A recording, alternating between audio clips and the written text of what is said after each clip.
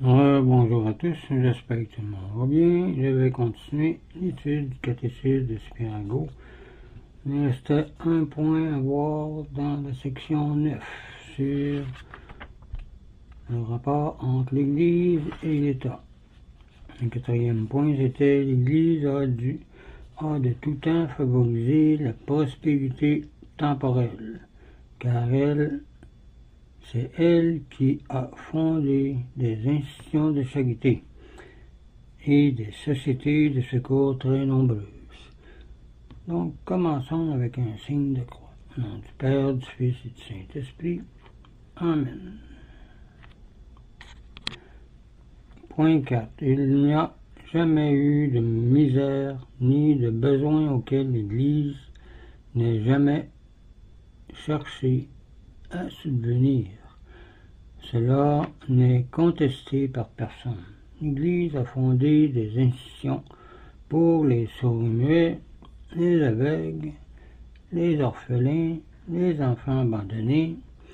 Ces congrégations hospitalières de frères et de sœurs ont fondé aussi et administré des hôpitaux pour les malades, pour des incurables, des maisons pour les détenus libérés par le Saint Vincent de Paul, pour les aliénés, des maisons de retraite pour les vieillards, des hospices pour les enfants trouvés, voire innocents 3, pour les voyageurs, hospices de Saint-Bernard, des léproseries pour les lépreux à notre époque dans les Bimarni, dans les Indes où sur 12 millions d'habitants, où il y a 12 millions d'habitants, il y a 30 000 lépreux,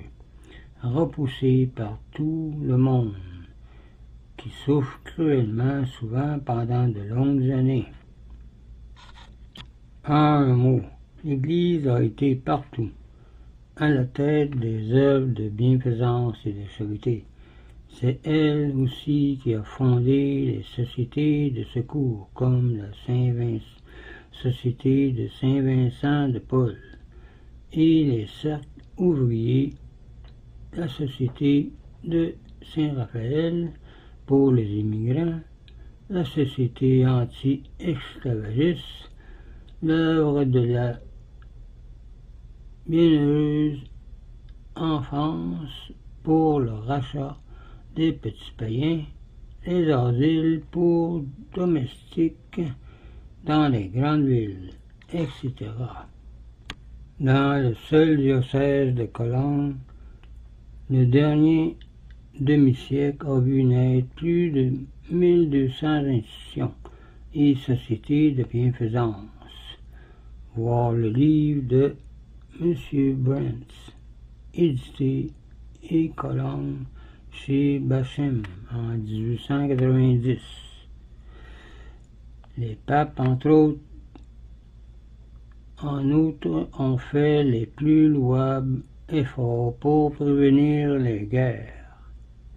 C'est donc une calomnie d'accuser l'Église de consoler les malheureux uniquement avec l'espérance de la vie future, sans se soucier de leurs besoins d'ici-bas. Comme certains saints disaient, il faut avoir les pieds sur terre, mais aussi le cœur au ciel. Si l'Église, dit Saint Augustin, avait été fondée pour les seuls besoins de cette vie, elle n'aurait pas pu procurer le plus grand avantage que ceux qu'elle a procurés. Les ressources recueillies par l'Église, dit-il, un aumônier protestant de la cour, sont retournées au peuple par les nombreux canaux de la culture et de la bienfaisance. Si les riches de notre époque avaient imité seulement de loin l'exemple de l'Église avec les œuvres de charité, bien des phénomènes sociaux fort tristes ne se seraient pas produits. pour détourner l'attention de leurs propres vices. Les ennemis de l'Église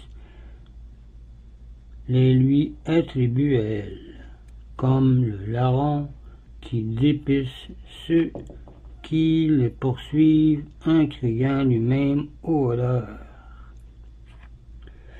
C'est ainsi que se termine le 4e point, que l'Église a favorisé la prospérité temporelle. C'est elle qui a fondé, comme j'ai dit, les institutions charitables de toutes sortes. Maintenant, nous allons passer au point 10 sur la communion des saints. Considérons le passage des Israélites par la mer Rouge. On peut distinguer 3 parties dans cette immense foule. L'arrière-garde des Israélites avait encore à passer la mer et était harcelé par les soldats égyptiens. Le centre se trouvait encore menacé par les murailles liquides et la tête avait déjà heureusement mis pied sur la rive opposée. Cette troupe d'émigrants sortant de la terre de servitude pour entrer dans la terre promise, comme Moïse avait dit, est l'image de l'humanité. Nous sommes en voyage vers la patrie céleste. Comme dit saint Paul, nous n'avons pas ici-bas de demeure fixe, nous cherchons celle de l'avenir.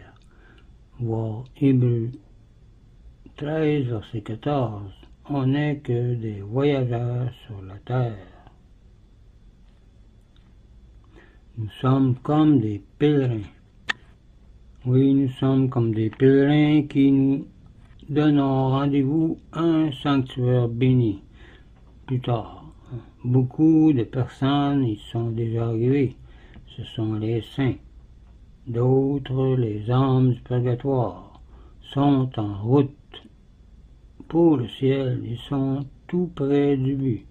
D'autres, enfin, les fidèles ici-bas, commencent seulement le voyage. Il y a les saints au ciel. Tous ensemble, cependant, nous ne formons qu'un seul peuple, qu'une seule grande famille de Dieu.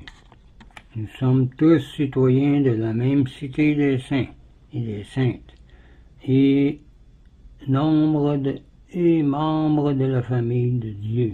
Voir Éphésiens 2, verset 19. Les 3 fils d'un père peuvent être dans des situations très différentes.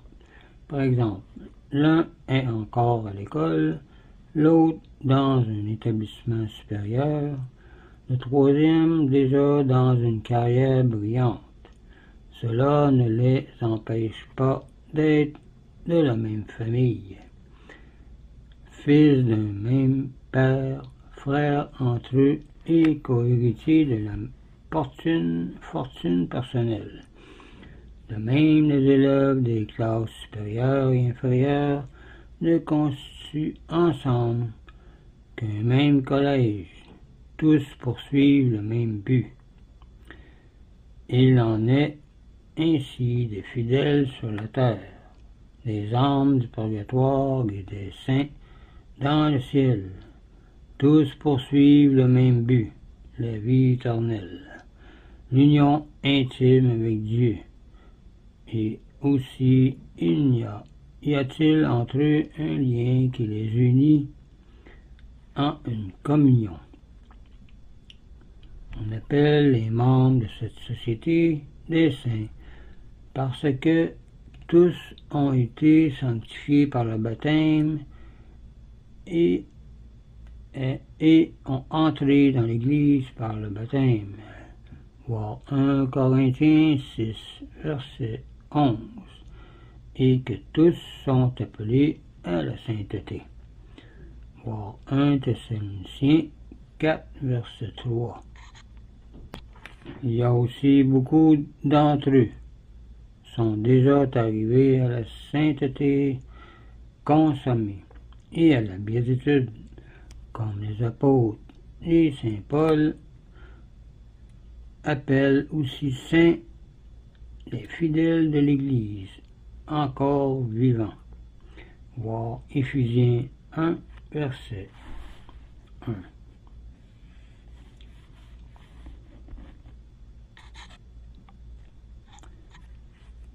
Au point 1 de la communion des saints,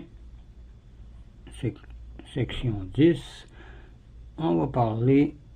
on appelle communion des saints la société et l'union intime des fidèles vivants, des âmes du purgatoire et des élus dans le ciel. On va voir le point 1 de la communion des saints, qui n'est pas très long, qui va nous aider à comprendre c'est quoi. Les fidèles vivants constituent l'Église militante parce qu'ils ont à combattre un triple ennemi, le monde, les embûches des hommes pervers ou personnes pervers, leur chair, leur inclinaison mauvaise et le démon et ses tentations. Voir Job 7, verset 1. Il y a aussi dans 1 Jean qui parle de la concupiscence en nous, que je vous mettrai comme verset. Donc, aussi, les âmes du purgatoire constituent l'Église souffrante parce qu'elles ont à souffrir avant d'entrer au ciel.